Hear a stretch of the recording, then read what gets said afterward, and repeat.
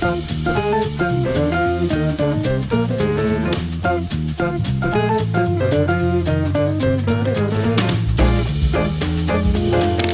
selamat datang di Expert Corner bersama saya Dr. Lucky, spesialis anak. Kita akan bahas berbagai macam pertanyaan nih di media sosial. Oke, udah beberapa hari ini anak aku sering banget ngeluh sakit perut. Kadang habis makan, kadang juga tiba-tiba aja.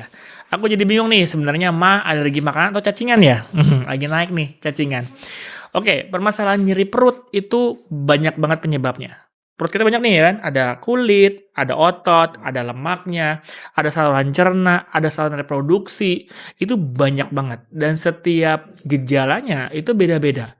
Jadi kalau cuman dari kata-kata ini, nyeri perut ini, kita tidak bisa langsung tahunya apa.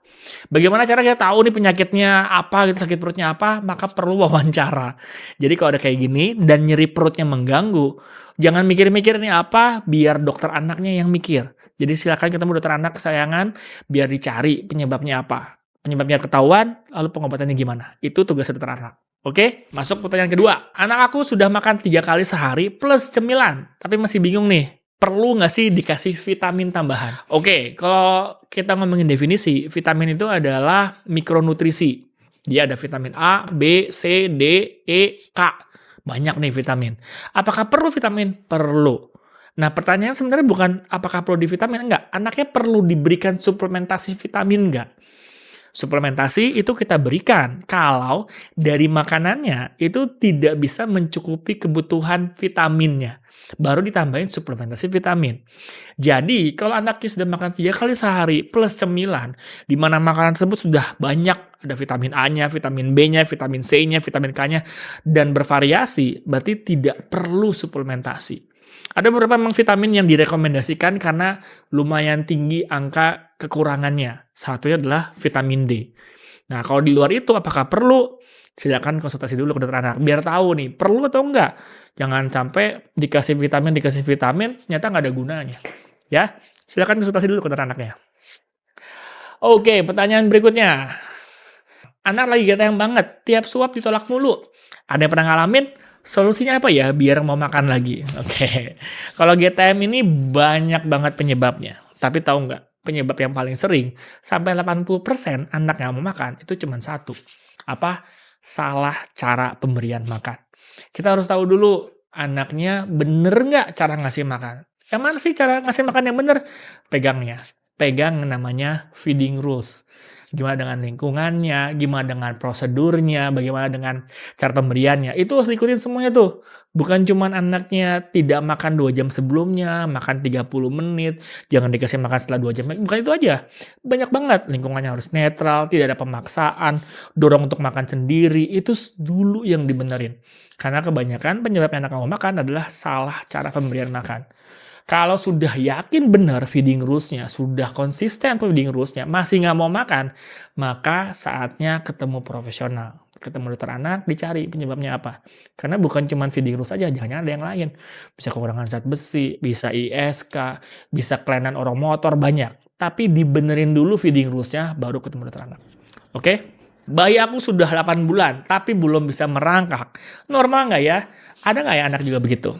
Oke, memang perkembangan anak itu banyak ya. 3 bulan lehernya cukup kuat 45 derajat. 6 bulan itu leher udah tegak. 9 bulan duduknya tegak. Setahun udah mulai berdiri. Tapi merangkak itu sebenarnya tidak masuk dalam milestone. Red flag-nya nggak ada gitu.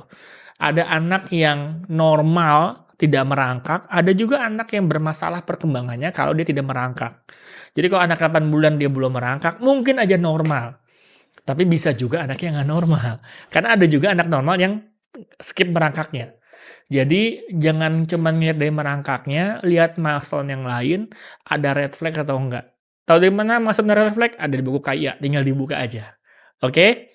Aku curiga deh, bayi aku tuh alergi susu sapi. Tandanya apa ya, gengs? Asik. Ada yang pernah juga nggak? Oke. Jadi alergi susu sapi itu salah satu alergi yang paling sering terjadi pada bayi-bayi baru. Ya, newborn setahun itu paling tinggi alergi. Nah, alergi susu sapi itu banyak gejalanya. Ada yang gejala di kulit, ada gejala di pencernaan, ada gejala di pernafasan. Kalau bener dia alergi dan alerginya protein susu sapi, maka kalau dia gejala di pencernaan, anaknya jadi diare. Anaknya bisa juga jadi kembung. Ada juga yang malah BAB-nya susah. Rewel, kolik, itu bisa di pencernaan. Kalau di kulit bisa merah-merah, merah-merah di pipi, dilipat leher, merah seluruh badan, bahkan bisa bikin bengkak. Kalau di pernapasan bisa dia grok-grok, hidungnya heboh memang mengganggu, batuk-batuk, bahkan sampai sesak napas. Ada juga yang alergi yang parah, alergi sistemik. Itu bisa sampai bengkak, sampai gagal nafas, itu bisa. Ya, jadi gejalanya cukup bervariasi, tapi yang jelas adalah kalau diberikan susu, gejalanya muncul. Kalau susunya dihilangkan, dalam beberapa waktu itu hilang, menghilang gejalanya. Gitu. Nah, tapi untuk mengetahui ini benar alergi atau enggak, jangan self-diagnosis. Ketemu dulu dokter anak, biar yakin, oh iya benar nih alergi, maka kita hindarkan alerginya. Anak aku picky eater parah, susah banget kalau disuruh makan sayur atau lauk tertentu. Apa sih triknya biar nggak picky? Ini kayaknya ibunya udah stres banget nih. Salah satunya yang penting adalah jangan self-diagnosis. Rata-rata kebanyakan orang tua yang mengatakan anaknya picky eater, yang mendiagnosis picky eater adalah orang tuanya itu sendiri. Padahal kalau picky eater itu ada kriteria sendiri. Ya, jangan self-diagnosis. Kadang-kadang kalau hal itu terjadi, justru malah melabeli anaknya. Padahal picky eater itu kalau anaknya cuman benar-benar maunya itu aja sama sekali. Setelah diberikan cara pemberian makan yang benar. Yang sering terjadi adalah sebenarnya neofobia. Jadi anaknya takut dengan makanan baru. Karena pengenalannya kurang.